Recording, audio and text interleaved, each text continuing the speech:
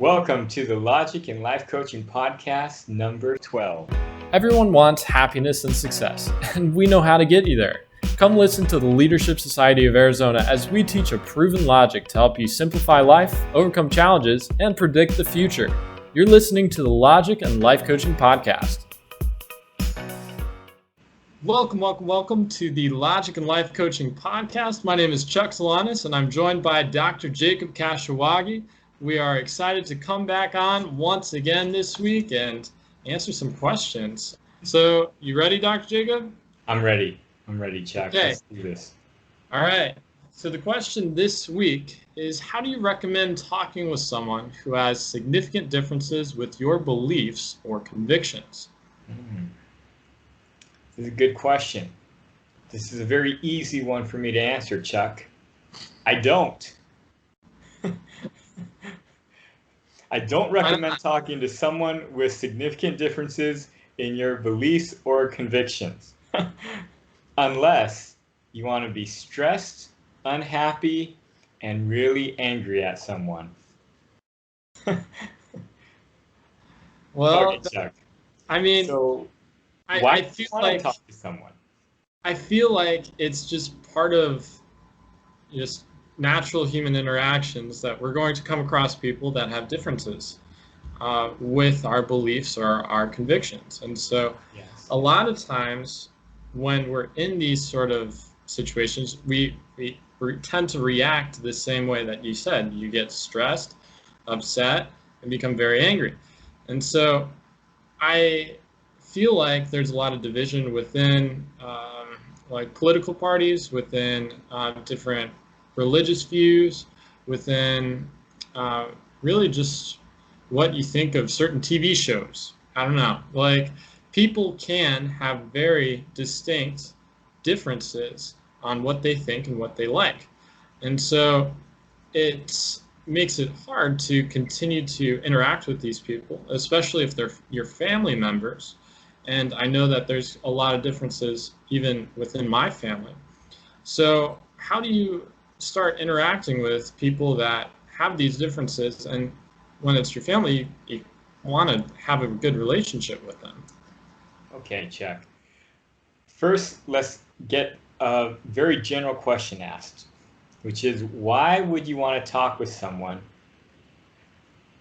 Forget if they're family or not. Why would you want to talk with someone with very different beliefs and convictions as you? Give me some ideas on why we do this even. What's the purpose? Perhaps you have a different worldview, and maybe your perception on life is a little different. And so by understanding another person's opinions or views, you broaden your worldview, you get a better perspective, and maybe the information that you had before wasn't so accurate, and they shed light on some more accurate information. Got it. Now, in this case, you're talking to someone who has different convictions than you and different views than you. But in this case, if you're looking for understanding, you're not talking. You're listening. Okay, I recommend listening to people.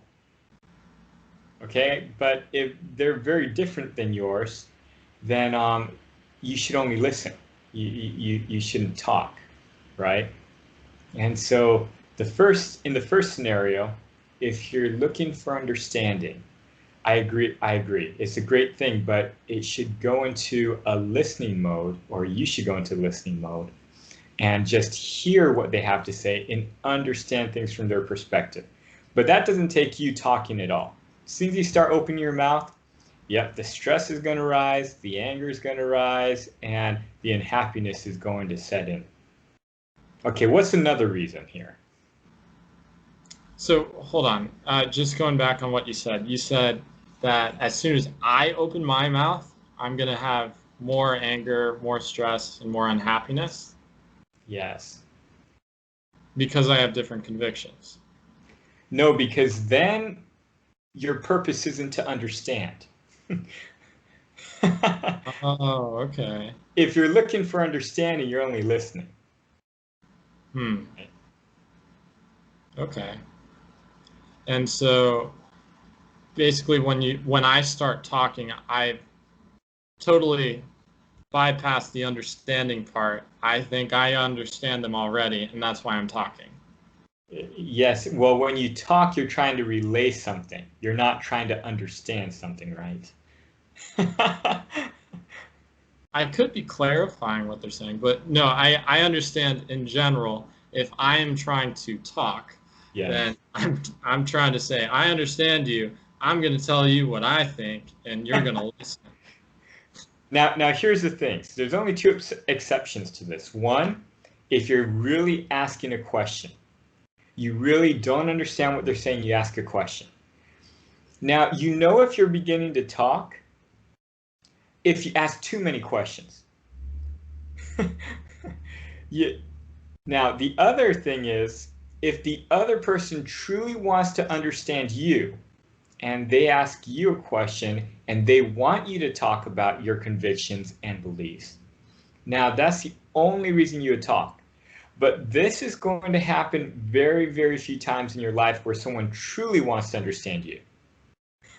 Most people don't. Most people want to talk to you. So you got to be very careful in this. Most of the time, you're just going to listen. If you start to talk, you know you're going to get into trouble 98% of the time. But most people don't talk to other people with different beliefs and convictions, significantly different beliefs and convictions, to gain understanding. They do it for another reason, which is what, Chuck? Why do we usually want to talk with someone we know what their beliefs and convictions are, and they're very different than ours? Normally, it's to try and change them. You got it. And that will never happen.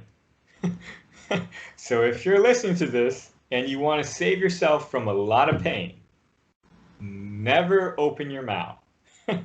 Never think that you can influence or change a person's significantly different beliefs, because it won't happen. If at all there is a possibility, which 99% of the time there won't be, okay? 99.9% of the time. Very small. If there is any hope, they are going to come to ask you for your opinion. They are going to seek you out and want to talk to you and want to listen to you.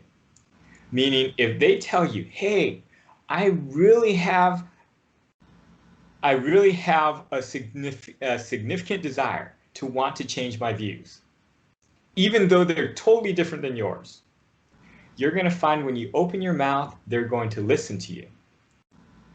If you open your mouth and they start talking to you, cut it. Because you're just going to get stressed out, worried, angry, all those things, right? Wow. Are you seeing a pattern here, Chuck, with how to deal with people with very different views than you? You're kind of saying in general that if I want to talk to anyone, then I just shouldn't really have an agenda in mind. I should have questions, perhaps, but really I should only be listening. If I want to make it so my stress goes down, so I'm happier with my relationships with other people, and I'm not trying to change anyone. You got it. Wow, that's pretty simple, right? I can't imagine a lot of people would be very happy with this. I know a lot of people like to talk. Well, if you want to talk to people who agree with you. Talk to people when you say stuff, they'll be like, wow, that's awesome, Chuck. That's exactly what I want to hear. Talk to people who you'll say stuff and they'll be like, wow, that's exactly what I wanted to learn today, Chuck. You saved my life. Right? Wow. That's the people, if you want to talk to those people. Right? And here's the thing. Different political views, different religious views, different all sorts of stuff. The reason you want to talk to them is you want to give them something. You want to help them. Or you want to change them to your side of thinking. But if you're going to do that, why would you focus on the people who are totally different than you? Why don't you focus on the person who kind of has similar views than you, and there's a possibility they want what you got? Yeah, that's true. I shouldn't focus on the people that just completely differ on everything Now, from. there's a reason why you go and talk to those type of people, though, because you want pain. Some people love pain, okay, and they love to get angry. And that's exactly what you should do. If you want a lot of pain in your life, you want a lot of anger, you want to have to watch your back every single day, that's what you should do. Wow, that sounds great, Dr. Jacob. Sign me up. You know, and it's always made me wonder about sometimes when people protest things. You know, if I'm going to protest something, I'm going to go to the people who have a shot at hearing me, who I could maybe change their view. If like and you know, I have no political affiliations, but say I'm like a Biden supporter and I want people to love Biden, I'm not going to go to a Trump rally. I mean, why would I do that? I'm going to go to like someone like, you know, rally where like maybe people don't know anything about stuff and they could really love Biden, right? Then I'll have more of a shot at getting my view heard and getting people to come. You know, same thing if I'm a Trump supporter, I'm not going to go and try to gather people and voice my opinion at a Biden rally. I mean, that that's not going to be the most productive, right? Yeah. Unless I want pain, unless I want to face a lot of resistance. In that case, that's the best place to go, right? But for me, I'm thinking if I'm wanting to do something and convince someone, I'm going to go to a place where people are more likely to want to hear what I got to say. People don't have totally different views as me. Does that make sense? Yeah, it does. It's just kind of counter culture. You It's seem kind of disappointed, Chuck. no, no, no, no. Just kidding. It's not disappointment. It's trying to figure out, okay, well, I'm thinking of times when I'm in like a certain social situation and I'm talking with someone, say for example, from high school. Say for example, we've got two different, very, very different paths. And so I'm trying to engage in a conversation with them just because they reached out. So, Okay. what is it that I should do in order to better understand these people? Okay, so a couple of things here. And this deals with a high school friend, it deals with family, people you actually have to talk to, even if you don't like them at all. No, I'm just kidding. But people you have to talk to that have very different views than you. Um, talk to them about something where you do have similar views. It's very rare that you're going to meet someone who every single subject they don't like. I mean, it's totally different than you, right? And there's always, you can talk about the weather. You can talk about things that don't really get you into an argument per se. You can talk about the latest movies, what they've done, what they've watched. I mean, you can talk about different things in their life, things where you don't have to talk about your convictions, right? You meet a high school friend, you don't have to say, "Hey, you know, I'm so into this like vegan thing and nobody should eat any meat and da da da da da da." I mean, that's not something you got to get into, right? And if your friend is like, you know, a cattle person, right, and they raise cattle for a living, you know, that's a perfect situation to get them to start talking about how raising cattle is the best thing and meat is the thing that's saving the whole world. Especially, what is that? The Atkins diet? Is that the one where you only eat meat? I, I'm not familiar, Yeah, but I don't know either, it but might be. It might be. and then you'll get into an argument, right? But you don't have to, you know, come out guns blazing. You can like just, you know, talk about something like how's your family, or you know, or if they don't have a family, what's your latest adventures in life and what do you want to do, and you know, things like that, things where you won't get dragged in to trying to talk about something that they don't want to hear. Okay. Now, this is a tough thing because in order to do this, you have to have a couple of things. One, you have to understand the other person. You got to realize when you're getting into a territory where they don't want to talk about or they have very different views than you. This is very easy to spot. As you start talking and you see their face go from this to this. They start frowning or getting upset. Yeah, you got it. Yeah, don't keep talking about that. Okay, Chuck?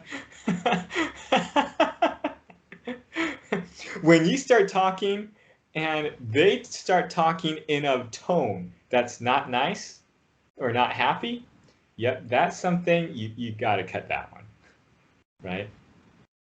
When you start talking and they start trying to talk while you're talking or over you, yeah, then that's getting into touchy situations there, right? So that's the first thing, is you got to understand and observe when their view is different than yours. 2, you got to have self-control. You got to realize that you don't want to start talking about just anything, because then that could make you unhappy, stressed, angry, whatever it might be. And 3rd, this is the most important thing. You have to be willing to listen more.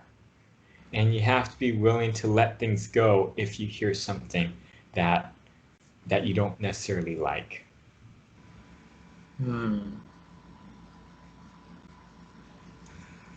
Yeah, that's tough. I'm not saying everyone can do this, Chuck, okay? Yeah. But yes. So I have a couple of things, though. I have a couple of things that if you're really trying to understand other people, if you're really trying to get along with people with different views than you, things that you can develop in yourself that will make it easier. Okay. The first is to realize that you don't know. See, a lot of times we get so angry at the other side because we think that we know that if you do the other side, or if things happen like the other side wants it to happen, then everything is going to like be destroyed, your whole life will be ruined, all these type of things, right? If society keeps going down this road, then everyone is going to be corrupted. It's going to make my children and my children's life terrible, right? We think that we know all these things, and sometimes we really don't, right? Sometimes even like, say, recycling, right? Sometimes people are like really into recycling. If people don't recycle, it's going to end the world so quickly. It's going to do all these things. And in reality, nobody really knows that, right? Nobody really knows a lot of things. And so one of the things is to realize that, hey, I might not know. There's some things you might know 100%, but you got to understand and accept that there's some things you might not know all the way. Okay. This will allow you not to have an opinion. And when you don't have an opinion, that's the best way that you can just talk to anybody and never get angry, never get upset, never get stressed. Okay. Not have an opinion. Oof. My mom's not okay with that. She's Okay. like, Chuck, just tell me what you think. Just tell me. Okay. Second thing. Okay. You're like next. Learn to say nothing. Oh, okay. Yeah, that's a good one.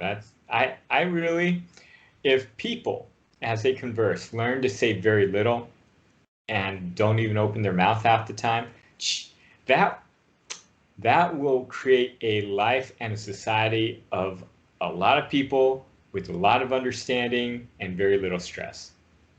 Okay? And with this is the third one, which is the ability to get out of your own mind. This is a tough one. So if anyone's listening, hey, try it out. And the ability to get out of your own mind is like when two people are talking, say like a parent and a child, say they're talking. and the parent has a view. And their view is, my child is lazy because they're not doing any of their chores around the house. And so in their mind, no matter what this child says, the child's lazy. In the child's mind, let's go into the child's life now. The child's life, they like had a tough day. They're having a tough time at school. You know, maybe they don't know very many people at school, or maybe like there's a lot of pressure because they're popular and everyone's looking to them and they got a lot of stress on that. And they're trying to keep up their grades, but you know, maybe they don't have very good grades and it's really tough for them to study. All these type of things. But the parent doesn't know any of that. At the same time, the child is thinking, man, my life is tough. I barely have any time to do anything to keep up my social life, my grades, and I'm still not getting good grades. They're all stressed. But the child is thinking of the parent. Man, my parent is so strict. They don't understand me. They're inconsiderate. They don't understand what I'm going through. All they want, they don't even care about me. All they want for me to do is my chores. So it's really hard for the parent when they're talking to the child, not knowing anything about the child's life, right? The parent's in their own mind. They're only thinking, my child's not doing anything at home. But if the parent can get out of their mind and get into their child's mind and really listen to the child and understand what they're going through at school, understand what the whole dynamics of their life is, the parent might be more understanding. At the same time, if you're the child or the student, if you can get out of your own mind of your social pressures and homework and everything and get into your parent's mind and understand that your parent is stressed at work, they're just trying to give you a good roof over your head, buy you the latest iPad, whatever it might be. So they're working hard, they got a lot of stress, they might get laid off this week, whatever it might be, right? Then the child will probably be more understanding and have a little bit more compassion on the parent and understand why the parent's so stressed out. So if this is a situation where if you can get out of your mind and you can really understand the other person's life and what they're going through, then it will really help you to talk to them even though they have a different view than you. Does this make sense, Chuck? It does. So the best technique to get out of your mind, so to speak, is to just think about what the other person's going through and then figure out, okay, well, I can imagine that they would have this issue. And if you can't even think of what they're really going through, then you just ask them, hey, what's going on right now? Or what are you going through? What are some struggles? Yeah. And maybe even like learn about them a little bit more. You know, you watch them, you observe what's going on, what they do around you, you know, and that could also give you a little bit more insight. I guess if we were to sum this up, it would be the more you can understand other people, the less you talk, the more you listen, the more you observe others, the easier it will be for you to talk with people with different views and convictions than you. That's a good summary. Well, I appreciate it, Dr. Jacob, and thank you so much for your time. I think we all could learn to talk a little less and listen a little more. And we appreciate you for the advice, Dr. Jacob. Thank you so much, and have a good day. Chuck. Thank you. Thank you for listening to the Logic and Life Coaching Podcast. It would be great if you could take a moment to write us a review. For any questions, comments, or topics that you would like to have addressed on the show, email the team at leadaz.org. To learn more about the Leadership Society of Arizona, visit us at leadaz.org.